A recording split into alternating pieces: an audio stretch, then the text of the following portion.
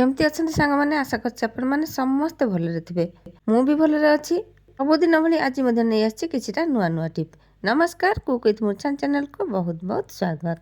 ଜମା ବି ଡେରି ନକରି ଆସନ୍ତୁ ଆରମ୍ଭ କରିବା ପ୍ରଥମ ଟିପ୍। ଏଠି ଦେଖନ୍ତୁ ସାଙ୍ଗମାନେ, ମୁଁ ପରିବା କାଟିଥିଲି, ପରିବା ଚୋପା ଗୁଡ଼ାକ ରଖିଛି। ଏମିତି ସବୁଦିନ ଯେଉଁ ପରିବା କାଟୁଛନ୍ତି ତାକୁ ରଖିଥିବେ ଗୋଟେ ଜାଗାରେ, ଏମିତି କରିକି ତାକୁ ଖରାରେ ଶୁଖେଇକି ରଖିବେ। ଜମା ବି ପରିବା ଚୋପାକୁ ଫିଙ୍ଗିବେନି, ଏ ବହୁତ ହି ବଢ଼ିଆ କାମରେ ଆସିବ। ସବୁଦିନ ତ ଆମେ ପରିବା କାଟୁଛେ, ସେ ପରିବା ଚୋପାକୁ ଜମା ବି ଫିଙ୍ଗିବାନି। ତ ଦେଖନ୍ତୁ ମୁଁ ଏଠି କ'ଣ କରୁଛି, ସେ ଶୁଖିଲା ପରିବା ଚୋପାକୁ ଆଣିକି ଗଛ ମୂଳେ ଦେଉଛି। କାରଣ ଗଛ ମୂଳେ ଯଦି ଆମେ ସେଇ ଚୋପାକୁ ଦେବା, ଗଛ ବଢ଼ିଆ ଭାବରେ ବଢ଼ିବ, ଆଉ ଫୁଲ ମଧ୍ୟ ବହୁତ ବଢ଼ିଆ ଭାବରେ ଫୁଟିବ, ଗଛ ଗ୍ରୋଥ୍ ହେବ। ସେଥିପାଇଁ କହୁଛି ପରିବା ଚୋପାକୁ ଜମା ବି ଡଷ୍ଟବିନ୍ରେ ପକାନ୍ତୁନି, ଏମିତି ଗଛ ମୂଳେ ଶୁଖେଇକିରି ଦିଅନ୍ତୁ। ଏବେ ଯିବା ନେକ୍ସଟ ଟିପ୍କୁ। ରୁଟି ଏଠି ଦେଖନ୍ତୁ ମୁଁ ସେକୁଛି। ରୁଟି ଯେତେବେଳେ ଆମେ ସେକି ସାରିବା, ତାୱାରେ ଆମେ କ'ଣ କରିବା, ସେଇ ଗରମ ତାୱାରେ କୋଲପ ଯେଉଁ ଅଛି ଆମ ଘରେ, ସେ କୋଲପକୁ ଆମେ ଏମିତି ରଖିଦେବା ପୁରା ଗରମ ତାୱାରେ। ଆଉ ଏମିତି କିଛି ସମୟ ରଖିବା, ସେ ଟିକେ ନଉଟେଇ ଦେବା, ପୁଣି ଏପଟ ନଉଟେଇ ଦେବା, ଭଲ ଭାବରେ ତାତିଯିବ ଯେମିତି। ଆପଣ ନିଶ୍ଚୟ ଭାବୁଥିବେ ତାୱାରେ କାହିଁକି ଏଇ କୋଲପକୁ ପକାଇବା, ଗରମ ଯଦି କରିବାର ଅଛି ତ ଡାଇରେକ୍ଟ ଗ୍ୟାସ୍ରେ ଦେଖେଇଦେବା। ଗ୍ୟାସ୍ରେ ଦେଖେଇଦେଲେ ବହୁତ କିରି ତାତିଯିବ। ଆମକୁ ହାଲକା ହାଲକା ଗରମ ଦରକାର।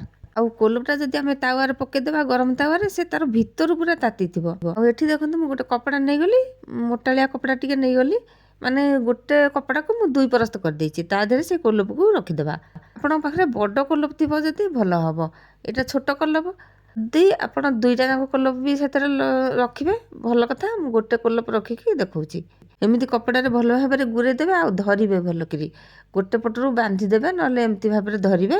ତ ସେଇ ଗରମ ତାୱାରେ ଏମିତି ପୁଣି ମଡ଼େଇବେ। ମଡ଼େଇକି ଆମେ ହାତ ହଉ ଗୋଡ଼ ହଉ ଯେଉଁଠି ଆପଣଙ୍କର ଦର୍ଜ ହେଇଥିବ ନା, ଏମିତି ଭାବରେ ସେକ ଦେଇଦେବେ। କାରଣ ଏଇଟା ହେଲା ଲୁହାରେ ତିଆରି କୋଲପଟା, ସେ ବହୁତ ସମୟ ଯାକେ ଗରମ ରହିବ। ଆଉ ଏଇ ଲୁହାର ଯେଉଁ ଗୁଣ ଥାଏ ଆମ ଦେହ ପ୍ରତି ବହୁତ ହିତକର। ଆପଣମାନେ ଏମିତି ଧରିକି ସେକ ଦେଇପାରିବେ, ନହେଲେ ଯେଉଁଠି ଦର୍ଜ ହେଇଥିବ ସେଇଠି ବାନ୍ଧିଦେବେ କପଡ଼ାକୁ। କପଡ଼ାରେ କୋଲପକୁ ରଖିଦେବେ, ସେଇ ଜାଗାରେ ବାନ୍ଧିଦେବେ। ଆଉ ଗୋଡ଼ ଗଣ୍ଠିଟା ଏତେ ଦର୍ଜ ହେଇଥାଏ ଯେ ଚାଲି ହୁଏନି, ତ ସେଇ ଗୋଡ଼ ଗଣ୍ଠିରେ ମଧ୍ୟ ଆପଣ ଏମିତି କପଡ଼ାରେ ସେ କୋଲପକୁ ବାନ୍ଧିଦେବେ। ଆମ ଗୃହିଣୀମାନଙ୍କର ତ କେତେବେଳେ କାମ ବନ୍ଦ ହୁଏନି, ବସିକି ଆମେ ସେକ ଦେଇପାରିବାନି। ତ ଏମିତି କୋଲପକୁ ଗରମ କରିକି ପାଦରେ ଗଣ୍ଠିରେ ବାନ୍ଧିଦେଲେ ଆମର ସମୟ ବଞ୍ଚିବ, ଆଉ ଦର୍ଜ ମଧ୍ୟ ଭଲ ହେଇଯିବ। ଏବେ ଯିବା ଆମେ ନେକ୍ସଟ ଟିପ୍କୁ। ପ୍ରେସର ତ ଆମେ ସମସ୍ତେ କାରବାର କରୁଛନ୍ତି, ସମସ୍ତଙ୍କ ଘରେ ପ୍ରେସର ଅଛି। ତ ଏ ପ୍ରେସରକୁ ଆମେ ଭଲ ଭାବରେ ଦାୟିତ୍ୱ ନେବା ଦରକାର। ଆଉ ଏ ପ୍ରେସରଟି ଠିକ୍ ଅଛି କି ଖରାପ ଅଛି ଆମେ କେମିତି ଜାଣିବା? ପ୍ରଥମେ କଭରର ହୁଇସିଲକୁ ଖୋଲିଦେବା ଆଉ ନଉଟେଇ ଦେବା।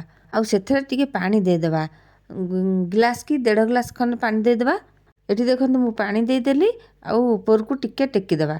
ଯେତେବେଳେ ଆମେ ଦେଖିବା ପାଣିଟି ପୁରା ସିଧା ସିଧା ଆସୁଥିବ, ତ ଆମେ ଜାଣିବା ଏ ପ୍ରେସର କଭରଟି ଠିକ୍ ଅଛି। ଯଦି ପାଣିଟି ରୋକି ରୋକି ହେଇକି ଆସୁଥିବ, ତାହେଲେ ଆମେ ଜାଣିବା ପ୍ରେସର କଭରରେ କିଛି ଭୁଲ ଅଛି, ମାନେ କିଛି ଖରାପ ଅଛି। ତ ଆମେ କ'ଣ କରିବା, କଭରରେ ଯେଉଁ ହୋଲ୍ଟା ଅଛି ଛୁଞ୍ଚି ଆଣିକି ସେଇ ହୋଲ୍ରେ ଆମେ ଭର୍ତ୍ତି କରିଦେବା, ତ ସେ ଠିକ୍ ହେଇଯିବ।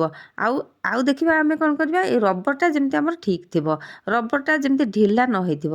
ଏଇଠି ତ ମୋର ଠିକ୍ ଅଛି, ଢିଲା ହେଇନି। ଯଦି ଢିଲା ହେଇଥିବ ନେଇକି ଫ୍ରିଜର ଭିତରେ ରଖିଦେଲେ ସେ ପୁରା ଠିକ୍ ହେଇଯିବ।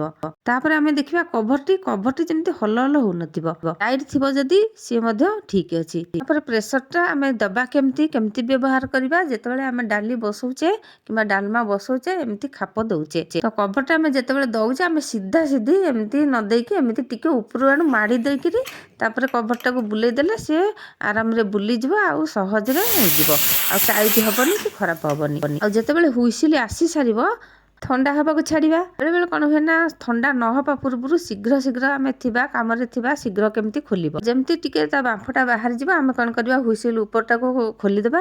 ଯଦି ଗରମ ଥିବ ସେ ଜମା ବାହାରିବନି। ତ ଆମେ କ'ଣ କରିବା, ଗୋଟେ କପଡ଼ା ଆଣିବା। ଏଇ ହାତ ତାତି ଯାଉଥିବ ନା, ଆମେ ଯେମିତି ମୁଁ କହିଲି ଉପର ଆଡ଼ୁ ଟିକେ ଦାବି ଦେଲେ ସେ ବାହାରି ଆସିବ। ତ ସେଥିପାଇଁ ହାତ ତାତି ଯାଉଛି ବୋଲି କପଡ଼ା ଆଣିକି ଉପର ଆଡ଼ୁ ଟିକେ ଭଲ କି ମାଡ଼ି ଦେଇକି ଯଦି ହ୍ୟାଣ୍ଡେଲଟାକୁ ଆମେ ବୁଲେଇ ଦେବା, ତାହେଲେ ଶୀଘ୍ର ଖୋଲିଯିବ। ସେମିତିରେ କ'ଣ ପୁରା ଥଣ୍ଡା ହେଇସାରିଲା ପରେ ଯାଇକି ଖୋଲିବ, ତ ଏମିତି ଗରମ ଥିବ ମଧ୍ୟ ସେ ଖୋଲିଯିବ। ଯଦି ଶୀଘ୍ର ଆପଣଙ୍କର ଡାଲି ଡାଲମା କରିବାର ଅଛି, ତ ଏମିତି ଭାବରେ ଆପଣ ତାର କଭରକୁ ଖୋଲନ୍ତୁ। ଆଉ ଏମିତି ଭାବରେ ଯଦି ଉପର ଆଡ଼ୁ ମାଡ଼ିକି ଯଦି କଭରଟା ସବୁବେଳେ ଆପଣ ଖୋଲୁଥିବେ ଆଉ ଦଉଥିବେ, ଜମା ବି ପ୍ରେସରଟି ଖରାପ ହବନି।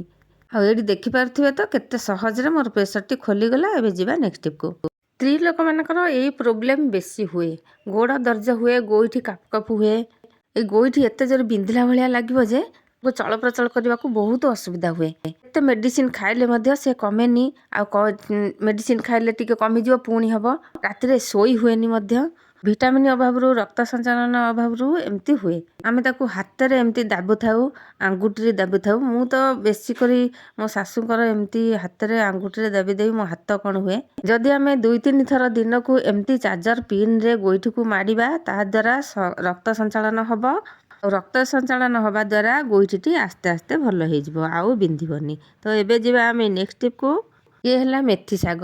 ଆକୁ ଆମେ ଯେତେବେଳେ ଶାଗ ଖରଡ଼ୁ, ତାର ପତ୍ର ଗୁଡ଼ାକ ଖରଡ଼ୁ, ଆଉ ତାର ଡେମ୍ଫ ଗୁଡ଼ାକ ଟିକେ ଟାଣ ରହେ, ତାକୁ ଆମେ ଫିଙ୍ଗି ଦେଉ। ଆଉ ସେ ପତ୍ର ଗୁଡ଼ାକ ଆମକୁ ବାଛିବାକୁ ବହୁତ ସମୟ ଲାଗେ, କେମିତି ଆମେ ଏଇ ଶାଗକୁ ବାଛିବା। ଆମ ଗୃହିଣୀମାନଙ୍କର ସେଇ ଚିନ୍ତା ପଡ଼ିଯାଏ ଯେତେବେଳେ ଆମେ ଶାଗ ଆଣିଥାଉ ବାଛିବାକୁ, ତ ଆମ କେତେ ସମୟ ଲାଗିବ ଆମକୁ ଚିନ୍ତା ପଡ଼ିଥାଏ। ଆଡ଼େ ରୋଷେଇ ତରତର, ତ ସେଠି ଆମେ କ'ଣ କରିବା, ଏମିତି ଗ୍ରେଟର ନେଇ ଆସିବା। ଗ୍ରେଟରରେ ଆମେ ସେ ମେଥି ତାର ଡେମ୍ଫକୁ ସେ ଯେଉଁ ହୋଲ୍ ଅଛି ସେଥିରେ ପୁରେଇ ଦେବା। ଦେଖନ୍ତୁ ଏମିତି ଭାବରେ ଆମେ ମେଥି ଶାଗକୁ ବହୁତ ବଢ଼ିଆ ଭାବରେ ଆମେ ବାଛି ପାରିବା। ଅତି ସହଜରେ ଆଉ ଅତି ଶୀଘ୍ର ମଧ୍ୟ ଏମିତି ଆମେ ବାଛିପାରିବା। ପିଲାମାନଙ୍କୁ ଯଦି ଆମେ ଦେଇଦେବା ଏମିତି କର ବୋଲିକିରି, ତ ସେମାନେ ତାଙ୍କୁ ଖୁସି ଲାଗିବ, ଏମିତି ବାଛିଦେବେ। ଆଉ ଏ ମେଥି ଶାଗର କେବଳ ପତ୍ରଟା ଖରଡ଼ା ଯାଏ, ସେଥିପାଇଁ ଆକୁ ଡାଙ୍ଗ ଗୁଡ଼ା ଫୋପାଡ଼ି ଦେଲେ ବି କିଛି ଅସୁବିଧା ନାହିଁ। ଆଉ ଗୋଟେ ଉପାୟ ମଧ୍ୟ ଅଛି, ସେଇ ଉପାୟରେ ମଧ୍ୟ କଲେ ଅତି ଶୀଘ୍ର ଆମେ ଶାଗକୁ ବାଛି ପାରିବା। ଏମିତି ଛୋଟ କଇଁଚି ଥିବ, ଛୋଟ କଇଁଚି ନେଇ ଆସିବେ। ଆଉ ଏମିତି ଶାଗକୁ ତାର ଯୋଉଠି ଯେଉଁ କଅଁଳିଆ ପାଖରେ ଥିବ, ସେ କଅଁଳିଆ ପାଖରୁ କାଟିଦେବେ। ଅତି ଶୀଘ୍ର ଶାଗକୁ ବାଛି ପାରିବା। ସେମିତି ଧନିଆ ପତ୍ର ମଧ୍ୟ ଆମେ ସେମିତି ଭାବରେ ଗୋଟେ ଯେଉଁ କଇଁଚି ଆଣିକିରି ଏମିତି ଭାବରେ କାଟିପାରିବା। ପତ୍ରଟା ଆମେ ଖାଲି ବି ତାର ଦରକାର ନା, ଯେଉଁ ତାର ଚେର ଗୁଡ଼ାକ ଥିବ, ଧନିଆ ପତ୍ରର ଚେର ଗୁଡ଼ାକ ଆମେ ଫୋପାଡ଼ି ଦେଉ ନା। ତ ଆମେ ତାକୁ କ'ଣ କରିବା, ଏମିତି ଭାବରେ କାଟିଦେଲେ ଅତି ସହଜରେ ଆମେ ଧନିଆ ପତ୍ରକୁ ବିଡ଼ା ଫିଟେଇବାନି, ଏମିତି ଭାବରେ କାଟିବା। ଯଦି ବିଡ଼ା ଫିଟେଇ ଦେବା, ବାଛିବାକୁ ବହୁତ ସମୟ ଲାଗିବ। ବିଡ଼ାକୁ ଫିଟେଇ ଦେଲେ ଗୋଟି ଗୋଟିକି ତାକୁ ବାଛିବାକୁ ପଡ଼ିବ। ଯଦି ଗୋଟି ଗୋଟିକି ନ ବାଛିବା, ସେ ଅଡ଼ୁଆ ହେଇଯିବ, ଚେର ଗୁଡ଼ାକ ରହିଯିବ ଭିତରେ। ସେ ଚେର ଗୁଡ଼ାକ ଟାଣ ହେବ। ଯେତେବେଳେ ଚଟଣି କରନ୍ତୁ, ଯାହା କରନ୍ତୁ, ସେଗୁଡ଼ାକ ପାଟିରେ ଲାଗିବ। ଆମେ ଗୃହିଣୀମାନଙ୍କର ସବୁବେଳେ ଦିନ ସାରା କାମ ଲାଗିଥାଏ, ତ ଯେକୌଣସି ଉପାୟରେ ଆମକୁ ସମୟ ବଞ୍ଚିବାକୁ ହେବ। ଏବେ ଯିବା ଆମେ ନେକ୍ସଟ ଟିପ୍କୁ। ଏଇଟା ହେଲା ଇମ୍ପୋର୍ଟାଣ୍ଟ ଟିପ୍। ତ କଡ଼େଇ ଆମର ପୋଡ଼ିଯାଏ ନା, ଏମିତି ବଢ଼ି ଭାଜିଲା ବେଳେ ହେଉ, ତରକାରୀ କରିକି ହେଉ, ତେଲ ଦ୍ୱାରା ଏମିତି ପୋଡ଼ି ଯାଇଥାଏ। ତେଲ ଯଦି ଲାଗିଥିବ ଏମିତି ପୋଡ଼ି ଯାଇଥିବ। ଛଣାଛଣି କଲାବେଳେ ଏମିତି କଡ଼େଇ ତେଲ ପୁରା ଚିକିଟା ହେଇକି ପୋଡ଼ି ଯାଇଥାଏ। ତ ଆମେ କେମିତି ଅତି ସହଜରେ ଛଡ଼େଇ ପାରିବା। ଏତେ ଘଷିଲେ ରଗଡ଼ିଲେ ମଧ୍ୟ ସେ ଶୀଘ୍ର ଛାଡ଼େନି। ଏମିତି ଯଦି ଆମେ ପେଷ୍ଟ ଟିକେ ଲଗେଇଦେବା, ତାପରେ ସର୍ଫ ଗୁଣ୍ଡ ଦିଅନ୍ତୁ କି ବାସନ ମଜା ଲିକ୍ୱିଡ଼ ଦିଅନ୍ତୁ, ଟିକେ ଦେଇଦେବେ। ଆଉ କିଛି ଲୁଣ ଦେଇଦେବା, ଟିକେ ନାଗୁରୁ ପାଣି ପକାଇଦେବା, ଜମା ବି ବେଶୀ ପାଣି ପକାଇବାନି। ଆଉ ସେ ପେଷ୍ଟ ଲୁଣକୁ ସବୁଆଡ଼େ ମିଶାଇଦେବା। ଭଲ ଭାବରେ ତାକୁ ହାତରେ ଚାରିଆଡ଼େ ମିଶାଇ ଦେଇକି 1-2 ମିନିଟ୍ ପର୍ଯ୍ୟନ୍ତ ରଖିଦେବା। ତାପରେ ଆମେ ତାକୁ ମାଜିଲେ ଛାଡ଼ିଯିବ। ଆଉ ଏଠି ଦେଖନ୍ତୁ, ମୁଁ ଯେଉଁ କାଠ ମିସ୍ତ୍ରୀ ଯେଉଁ ଆଣନ୍ତି ଘଷିବାକୁ ଶିରିଷ କାଗଜ, ସେ ଶିରିଷ କାଗଜ ମୁଁ ନେଇ ଆସିଛି। ଖଣ୍ଡେ ନେଇଯିବି, ସେଥିରେ ମାଜିଦେବି, କିମ୍ବା ଜାଲିରେ ମାଜିଲେ ମଧ୍ୟ ବଢ଼ିଆ ଛାଡ଼ିବ। ବହୁତ ତେଲ ଚିକିଟା ଯଦି ହେଇଥିବ, ଏମିତି ଶିରିଷ କାଗଜ ଆଣିକି ସବୁଆଡ଼େ ଲଗେଇଦେବେ। ସେ ଶିରିଷ କାଗଜ ଯେତେ ତେଲ ସବୁ ଟାଣି ନେଇ ଆସିବ। ତ ତାକୁ ମୁଁ ପକାଇଦେବି, ପୁଣି ଗୋଟେ ଜାଲି ଆଣିକି ମାଜିବି। ଦେଖନ୍ତୁ ଆଗକୁ ମୋ ପାଖରେ ଏମିତି ଗୋଟେ ସାମ୍ପର ଟିକେ ନାଉ ଥିଲା, ସେଥିରୁ ଟିକେ ମୁଁ ପକାଇ ଦେଉଛି। ନହେଲେ ଆପଣ ସର୍ଫ ଗୁଣ୍ଡ ଟିକେ ପକାଇ ପାରିବେ, ଲିକ୍ୱିଡ଼ ଟିକେ, ବାସନ ମଜା ଲିକ୍ୱିଡ଼ ଟିକେ ପକାଇ ପାରିବେ। ତାକୁ ଏମିତି ଦେଇକି ଭଲ ଭାବରେ ଟିକେ ଘଷି ଦେଲେ ଦେଖିବେ ଅତି ସହଜରେ ଛାଡ଼ିଯିବ। ଯେତେ ପୋଡ଼ିଥାଉ, ଯେତେ ତେଲ ଚିକିଟା ହେଇକି ଏମିତି ହଳଦିଆ ହେଇଯାଇଥାଉ, ସେ ସାଙ୍ଗେ ସାଙ୍ଗେ ଛାଡ଼ିଯିବ। ସାଙ୍ଗମାନେ ଟିପ୍ ଗୁଡ଼ାକ କେମିତି ଲାଗିଲା ନିଶ୍ଚୟ କମେଣ୍ଟରେ ଜଣାଇବେ। ଆଉ ଯଦି ଚ୍ୟାନେଲରେ ନୂଆ ଥିବେ ପ୍ଲିଜ୍ ସବସ୍କ୍ରାଇବ୍ କରିନେବେ। ଯଦି ସବସ୍କ୍ରାଇବ୍ କରିଛନ୍ତି ତାହେଲେ ବହୁତ ଧନ୍ୟବାଦ। ଆପଣମାନେ କମେଣ୍ଟରେ ଲୋକେସନ୍ ଜାଣୁଛନ୍ତି, ମୁଁ ଜାଣି ବହୁତ ଖୁସି ହେଉଛି। କାରଣ ମୁଁ ଜାଣିପାରୁଛି ମୋ ଭିଡ଼ିଓଟି ଏତିକି ବାଟ ଯାଇପାରିଛି, କି ଏଇ ଜାଗାକୁ ପହଞ୍ଚି ପାରିଛି। ଆଉ ଏଠି ଦେଖନ୍ତୁ କଡ଼େଇଟି କେମିତି ଛାଡ଼ିଗଲା। ତା ଉପର ପଟଟା ବି ସେମିତି ତେଲ ଲାଗିକିରି ସେମିତି ହେଇଛି, ଉପର ପଟଟା ମଧ୍ୟ ସେମିତି ଭାବରେ ମୁଁ ଛଡ଼େଇ ନେବି। ମାନେ ଯଦି ଆମେ ସେମିତି ଟିକେ ମାଜିଥାନ୍ତେ, ଏମିତି ଛାଡ଼ି ନଥାନ୍ତା। ପେଷ୍ଟ ଆଉ ଲୁଣ କ୍ଲିନିକ୍ ପାଇଁ ବଢ଼ିଆ ହୁଏ। ଯେଉଁଠି ଦାଗ ବସିଥାଏ କିମ୍ବା ଏମିତି ଜିଦି ଦାଗ ଥାଏ, ଏ ପେଷ୍ଟରେ ସେ ଛାଡ଼ିଯାଏ। କଡ଼େଇଟି ଯଦି ଅତି ପୋଡ଼ି ଯାଇଥିବ, ତାର ଉପାୟ ଅଲଗା ଅଛି। ନର୍ମାଲି ଆମେ ଏମିତି ସବୁଦିନ ରାନ୍ଧୁଛେ, ଯଦି ଏମିତି ତେଲ ଚିହ୍ନଟା ବସିଯାଏ, ତାହେଲେ ଏଥିରେ ବଢ଼ିଆ ଭାବରେ ଛାଡ଼ିଯିବ। ଏଠି ଦେଖନ୍ତୁ ଉପର ପଟ ମଧ୍ୟ ମୁଁ ସେମିତି ଭାବରେ ମାଜିଦେଲି, ସବୁତକ ଛାଡ଼ିଗଲା। କେତେ ଧଳା ହେଇଗଲା କଡ଼େଇ ଦେଖନ୍ତୁ। ଅଳ୍ପ ସମୟ ଭିତରେ ସେ ଛାଡ଼ିଗଲା।